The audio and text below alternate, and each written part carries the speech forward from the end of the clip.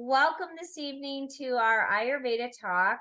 We are starting out before we do our practice with a little bit of a talk. And I want to take a moment to let you know that as we move into fall, we do start to experience drier temperatures. Even I just came from the south where there's a lot of moisture, but we live in the mountains here in Reno. So it is a drier climate. And I flew this morning, and when I came off the plane, it felt like somebody had scratched my nose. Like I instantly felt raw in my sinuses. So that can happen when you go to a dry climate or a higher altitude. You can sometimes immediately feel the dryness on your skin, in your tissues, and on the sinuses. And then one of the things that can happen is you can end up with a nosebleed. So our talk tonight is about how Ayurveda deals with a nosebleed. There's a lot of different reasons why you can get that. I just told you one, which is dryness, and you might want to get a humidifier if that's what's happening for you. If you're getting nosebleeds, get yourself a little humidifier. Also, trauma can also cause it, and then the dryness in the passages, and then the mucous membranes begin to crack, and then they bleed. And then allergies can cause it. And also, if you have polyps in your nose, nasal polyps, high blood pressure is also another cause of nosebleeds. So if you have high blood pressure and then you have the dryness on top of it, it can also cause it. Going to, like I said, a high altitude, and also consuming certain foods, and those foods are dry foods, and it says the number one food that can cause it is alcohol. I did not know that, so that's interesting. But also staying away from dry foods. A lot of times the foods that we think that are really healthy, they're drying. Granola is drying. Popcorn is drying. Salad is drying. So if you are experiencing dryness in your body, you need to bring in more moisture with what you're doing. You want to drink cool water. This alone oftentimes will stop a nosebleed. Not ice water, cool water. Okay. And then a cold compress is helpful.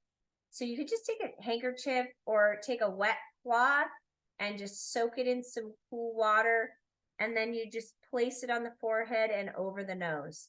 And that will also, you also want to be careful not to aggressively blow your nose, because that can cause a nosebleed. So you want to be very gentle when you blow your nose. And you also want to make sure that you can take things like ghee, and you can use ghee. And you take a little bit of ghee once it's stopped bleeding, and then you can place it on inside. Now, what I typically do is I will melt the ghee, and then I will do droplets. So get a dropper, and then you drop it in there and kind of massage it gently so that it can start nourishing those tissues. So a ghee or ointment, once the bleeding is stopped, it's a simple remedy, and it also will help just to nourish that raw tissue. Standing and sitting upright is helpful. So don't put your head down or lie down, because that will further encourage more of the bleeding. And sniffing cold water also will stop it just a tiny little bit. Now, for some people that's uncomfortable, so I usually add a tiny bit of ghee afterwards and then do that. So cold water and then a little bit of ghee afterwards. And then if you have cold water that doesn't stop the bleeding, then you want to pinch the nose with your thumb and your index finger as if you're about to dip it into water, and you hold it for 2 to 3 minutes, breathing normally through the mouth, and that should stop the bleeding. Okay. And then humidifier. So get a humidifier. humidify your surroundings, because a lot of times it's from dryness.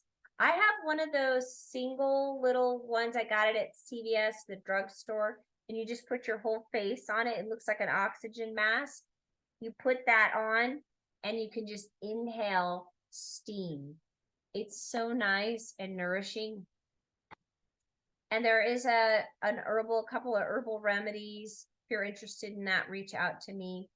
And then also another thing that you can drink as a remedy to stop a nosebleed and prevent them is to have cranberry juice, non-sweetened, and pomegranate juice, half and half. You mix the two together. It's quite tart.